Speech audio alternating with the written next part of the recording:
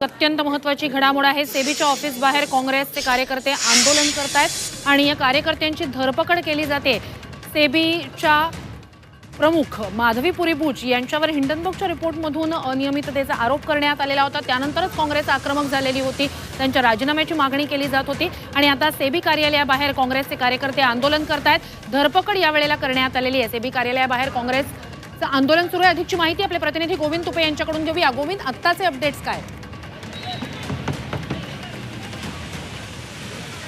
नक्कीच मुंबई युथ काँग्रेसनं सेबीच्या कार्यालयाच्या समोर हे आंदोलन केल्याचं पाहायला मिळतं आहे आणि सर्व जे कार्यकर्ते आहेत यांना या ठिकाणी ताब्यात घेतलेलं आहे। पोलीस या ठिकाणी त्यांना घेऊन चाललेले आहेत। आपण त्या कार्यकर्त्यांशी बोलणार आहोत। काय म्हणणं आहे? आमचं हेच म्हणणं आहे की माधवी बुच जे आहे सेबीचे चेअरमॅन ते इस्तीफा द्यावं।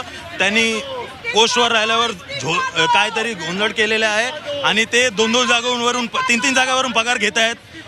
ICICI मधून पण घेतात आणि हे पूर्णपणे अदानीचा आणि मोदीच्या खाली काम करत आहेत। जूते मारो सालों को, देश के दलालों को जूते मारो सालों को। जर बघितलं आपण तर या ठिकाणी मुंबई युथ काँग्रेसनं सेबीच्या मुख्यालयाबाहेर हे आंदोलन केलेलं आहे आणि या सर्व कार्यकर्त्यांना जे आहे पोलिसांनी ताब्यात घेतलेलं आहे।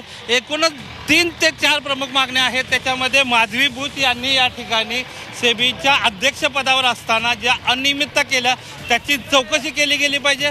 त्याचबरोबर त्यांना 3 ठिकाणावरून कुठून सॅलरी येत होता याची चौकशी केली गेली पाहिजे। सगळ्यात महत्त्वाचं म्हणजे त्यांच्या पतीच्या अकाउंटमधून ज्या पद्धतीची जे ट्रान्झॅक्शन झाली आणि जी संशयास्पद आहेत याचीही चौकशी झाली पाहिजे। अशा पद्धतीची मागणी घेऊन मुंबई युथ काँग्रेस या ठिकाणी सेबी कार्यालयासमोर आक्रमक झाल्याचं पाहायला मिळतं आणि जे आंदोलन करत होते त्या सर्व आंदोलकांना मुंबई पोलिसांनी ताब्यात घेतल्याचं पाहायला मिळतं आहे।